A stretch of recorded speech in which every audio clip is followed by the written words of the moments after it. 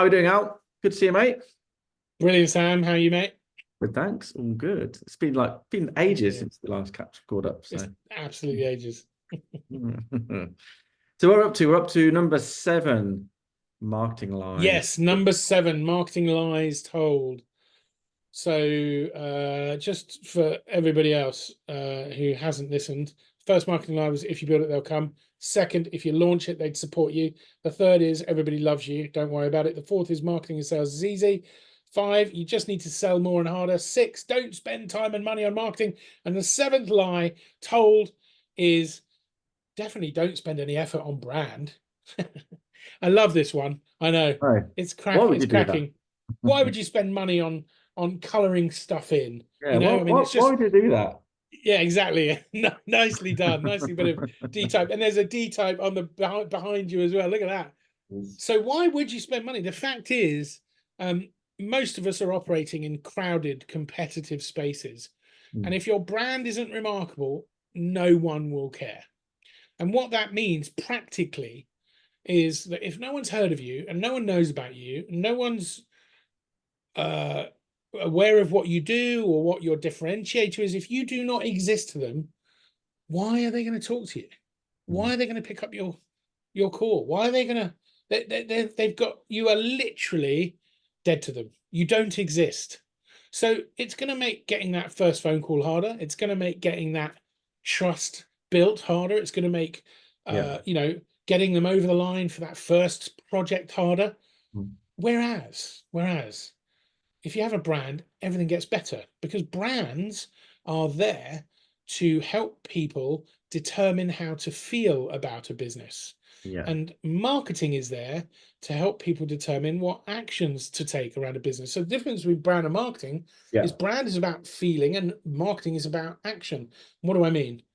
Brand tells you how that business perceives itself and how they want you to perceive it. So they automatically give you a state of being, a packaged up mentality that they want you to have when you think about them for a reason. So, for example, Coca-Cola don't want their brand to be thought of as a sugary drink. And if they did, it would be Coca-Cola and their strapline would be a sugary drink, Yeah. because that would be the best way of explaining what they are. Now, they don't want to bang that drum for various reasons, and so they bang other drums. It's the real thing.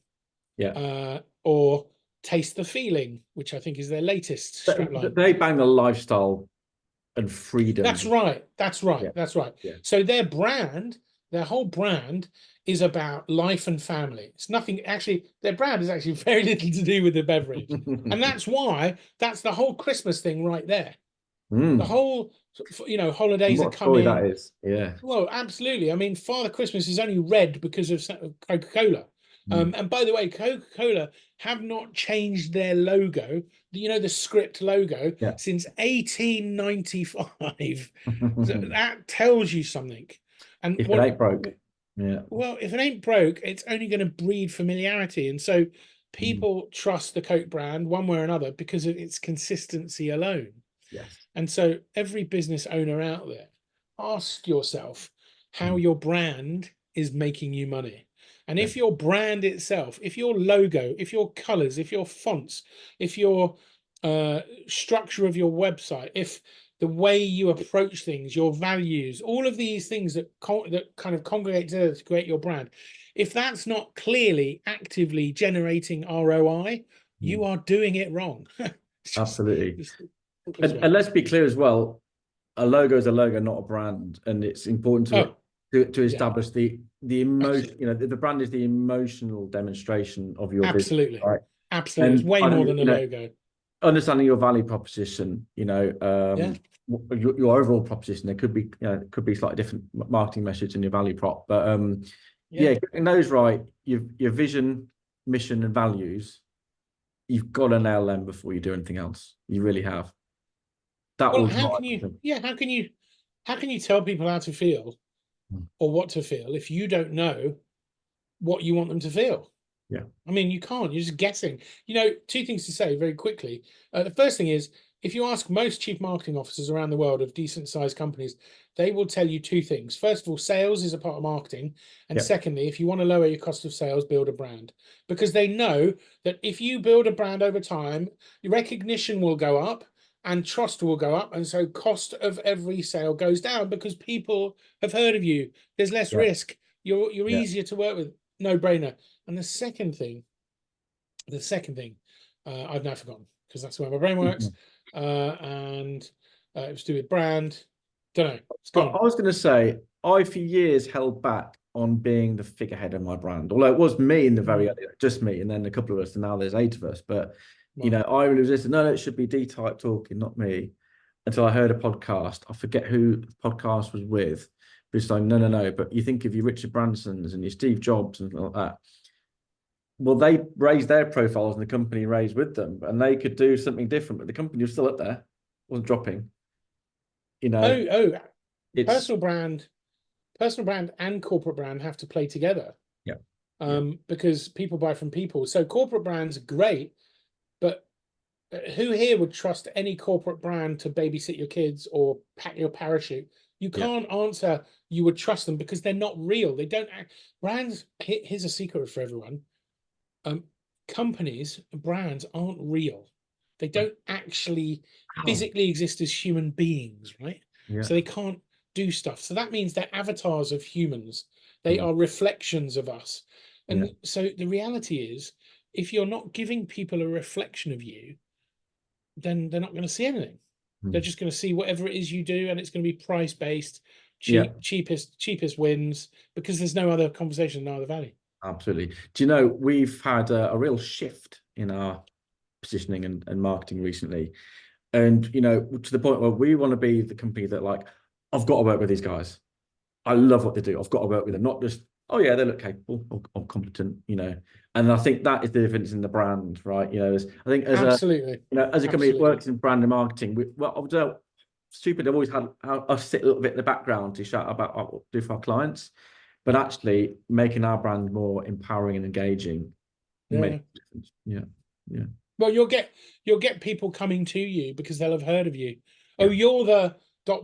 guys. Oh, are you the agency that focuses on XYZ? I mean, that's the point. That's the point.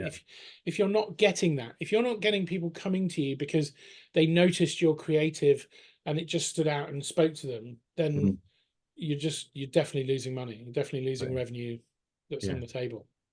Nice. So that's it. Be bold. And build a brand. Don't be afraid to, because I'll leave everyone listening with this thought. You're either building your brand or you're helping your competition build theirs. Absolutely. But 100% of the time you're building someone's brand, so it may as well be yours. You know, why would you build anyone else's? Yeah. Nice. Thank you, mate. Appreciate it as always. My pleasure. I'm looking forward to catch up soon.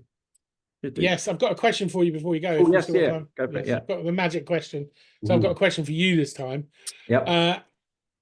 Tell us something amazing about you. You've hit me right in the discomfort zone there. Wow, something amazing. Tell us something amazing about you. Now, I'll tell you, I ask this a lot, and everyone struggles when I ask the question because we're all humble people. But then everybody comes up with something. So go on, what have you got for us? You asked me this, I think, when we first had our question. I remember now because I remember thinking, damn, how dare you? But no, it's a great question. And actually, I can't remember what I said then. I think I might have even avoided the question. I don't know. You might have dodged it. I think the main thing about me is actually, this is very much on topic, actually. I'm quite an emotional person, but I've learned to rein things in. And I think it's the empathy side of things. And brilliant. I'm quite good at the sort of linear and the abstract. So I can bring the two together, which is fairly unique, I think. Yeah. You know, it's brilliant. I work with a lot of creatives who are just out there and kind of, but then delivery is a bit shaky, or people who deliver stuff bang on the line, but it needs a bit of creativity. But I think I've managed to blend a bit of the two. Well done. Well, no, that is amazing. And it is, you know, to be able to sit in both camps, right and left brain, is a real skill. So well done. Yeah, it's impressive. I think. Ooh, that was perhaps need to put something out there like that. And the reason I ask it is because it's discomforting, because we we beat ourselves up an awful lot, and we very rarely champion ourselves. So, you know, you should feel pleased about that. In fact, you should probably write about it on LinkedIn, I dare say. You know what? My great-grandfather taught maths and art. Wow. Which is just a kind of unholy combination, right? Well, it's obviously in the genes then. You're just it was a tiny grammar multidisciplinary. school, so you know, I think it was more a case of needs must than anything. But no, but you did. Maybe. And, you know, that culminated in, I guess, in me ultimately. You know, yeah. There you go. Well done. Awesome. Thanks, dude. I'll catch you next No time. worries. In a bit. Cheers.